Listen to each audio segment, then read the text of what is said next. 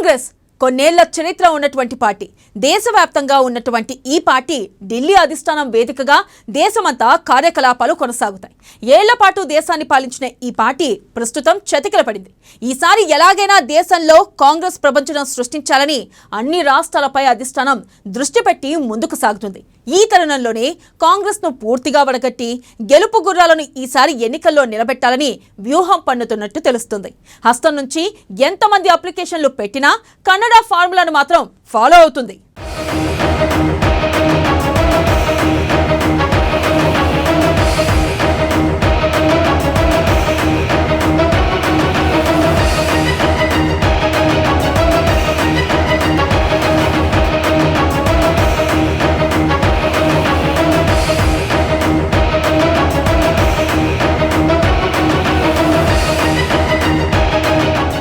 తెలంగాణ కాంగ్రెస్లో నయా ట్రెండ్.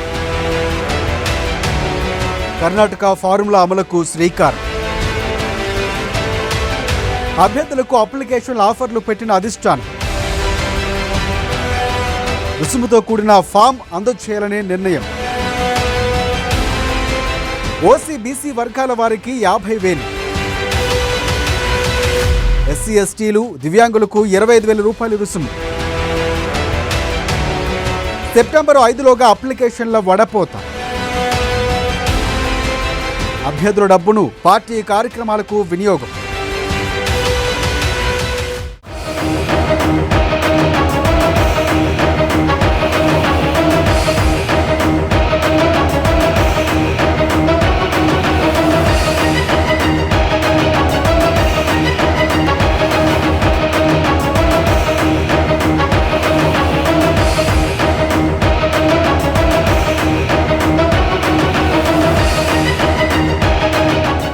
అసలే శ్రావణ మాసం, అందులోనూ శ్రావణ శుక్రవారం. ఇంకేముంది, శుభముహూర్తం కుదిరింది. అసెంబ్లీ టికెట్లను ఆశించే అభ్యర్థుల నుంచి దరఖాస్తుల స్వీకరణ ప్రక్రియను కాంగ్రెస్ పార్టీ శ్రీకారం చుట్టింది. ఈ నెల 25 వరకు ఆశావాహుల నుంచి అప్లికేషన్లను స్వీకరించనున్నారు. ఈ నెలాఖరు నుంచి సెప్టెంబర్ 5లోగా అప్లికేషన్లకు వడపోసి ఆ వెంటనే ఎమ్మెల్యే అభ్యర్థుల తొలి జాబితాను విడుదల చేయాలని కాంగ్రెస్ పార్టీ పెద్దలు భావిస్తున్నారు. అయితే ఎమ్మెల్యే టికెట్ల కోసం దరఖాస్తు చేసుకున్న వారు అందుకు నిర్ణీత రుసుమును చెల్లించాల్సి ఉంటుందని పలు కండిషన్లు పెట్టింది. గతంలో టీవీలలో, పేపర్లలో అక్కడక్కడ ఎవరైనా నాయకులు ఏదైనా సందర్భంలో, నాతో సహా ఏదైనా సందర్భంలో అక్కడ ఏదైనా మాట్లాడి ఫలానా వాళ్ళు అభ్యర్థులు అని ఏదైనా చెప్పిండ్రానో, ప్రకటించిండ్రానో, ఫలానా వాళ్ళు మాకు హామీ ఇచ్చిండ్రని ఇప్పటి వరకు ఏవైతే చర్చలు జరుగుతున్నాయో, ఊహాగానాలు జరుగుతున్నాయో వాటన్నిటికీ దయచేసి పులి స్టాప్ పెట్టండి. ఈ రోజు నుంచి దరఖాస్తులు స్వీకరించే ప్రక్రియ మొదలైంది. ఈ ప్రక్రియ 25 వరకు దరఖాస్తుల స్వీకరణ జరుగుతుంది.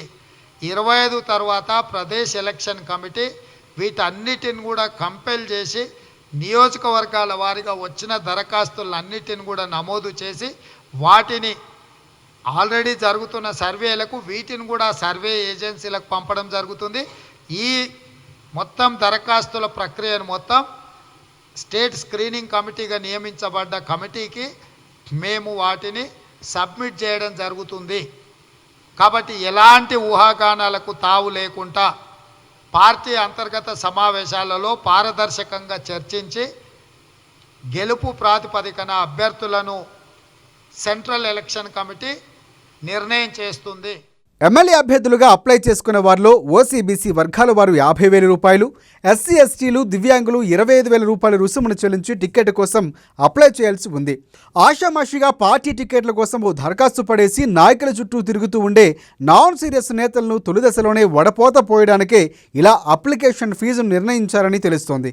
నిజానికి ఓసీ అభ్యర్థుల నుంచి 10,000 రూపాయలు, ఎస్సీ ఎస్టీల నుంచి 5,000 రూపాయలు మాత్రమే వసూలు చేయాలని తొలుత అనుకున్నారు. అయితే అది చివరికి 50,000, 25,000 రూపాయలుగా డిసైడ్ అయింది.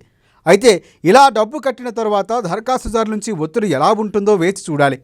మేమందరం కూడా ప్రతిపాదనలను పంపే వాళ్ళము, పార్టీకి సూచన చేసే వాళ్ళమే తప్ప నిర్ణయం సిఈసి మాత్రమే చేస్తుంది. విస్పష్టంగా మీడియా మిత్రులకు నేను చెప్పదలుచుకున్నాను, ఎన్నికల ప్రక్రియ సెంట్రల్ ఎలక్షన్ కమిటీ మాత్రమే చేస్తుంది. సెంట్రల్ ఎలక్షన్ కమిటీ మాత్రమే అభ్యర్థులను ప్రకటిస్తుంది. వారి ప్రకటనలకు మేమందరం వేదిక మీద ఉన్నోళ్ళమే కాదు, తెలంగాణ కాంగ్రెస్ పార్టీ మొత్తం కట్టుబడి ఉంటుంది. అభ్యర్థులు ఒకవేళ వాళ్ళ సామర్థ్యాన్ని బట్టి 3-4 శాసనసభ నియోజకవర్గాలలో కూడా అప్లికేషన్ పెట్టుకోవచ్చు. అప్లికేషన్ పెట్టుకోవడానికి ఎలాంటి అభ్యంతరం లేదు.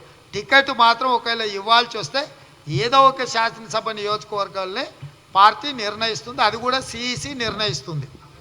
డెఫినెట్గా పార్టీ సిస్టమ్ ఉంటుంది, దానికి ఒక వ్యవస్థ ఉంటుంది, దానికి ఇక్కడ కౌంటర్ ఉంటుంది, దానికి బాధ్యత పార్టీ పరంగా ఉంటారు. ఈ రుసుము చెల్లించేదానికి బాధ్యత ఉంటుంది, అప్లికేషన్ ఇచ్చేదానికి బాధ్యత ఉంటుంది. ఆన్లైన్లో కూడా అప్లికేషన్ డౌన్లోడ్ చేసుకోవచ్చు.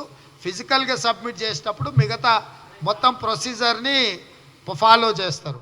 అసెంబ్లీ టికెట్లకు ఇలా అప్లికేషన్ల ఫీజు వసూలు చేయడం అనేది కొత్తగా కనిపించవచ్చు, కానీ తెలంగాణ కాంగ్రెస్ ఎమ్మెల్యే టికెట్లు చాలా చీప్ గురు అని కూడా ఆ పార్టీ నేతలు సరదాగా మాట్లాడుతున్నారు.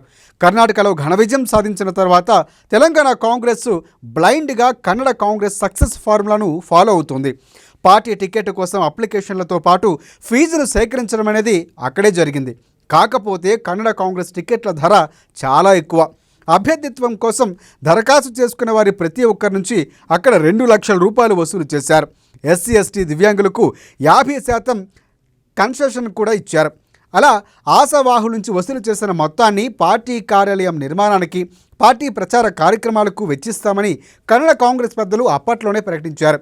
ఇప్పుడు తెలంగాణలో సేకరిస్తున్న అప్లికేషన్ల ఫీజును కూడా అదేవిధంగా ఖర్చు చేసే ఛాన్స్ ఉంది.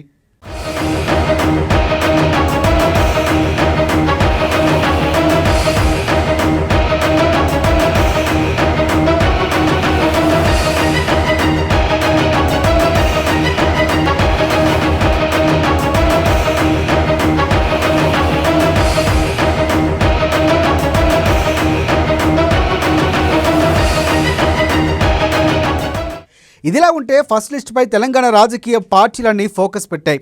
గాంధీ భవన్లోనూ అభ్యర్థుల ఎంపికపై కసరత్తులు మొదలయ్యాయి. అయితే ఎవరైనా సరే ఎమ్మెల్యేగా పోటీ చేయాలంటే కండిషన్స్ అప్లై అంటుంది కాంగ్రెస్ పార్టీ. దీనిపై సబ్ కమిటీ కూడా ఏర్పాటైంది.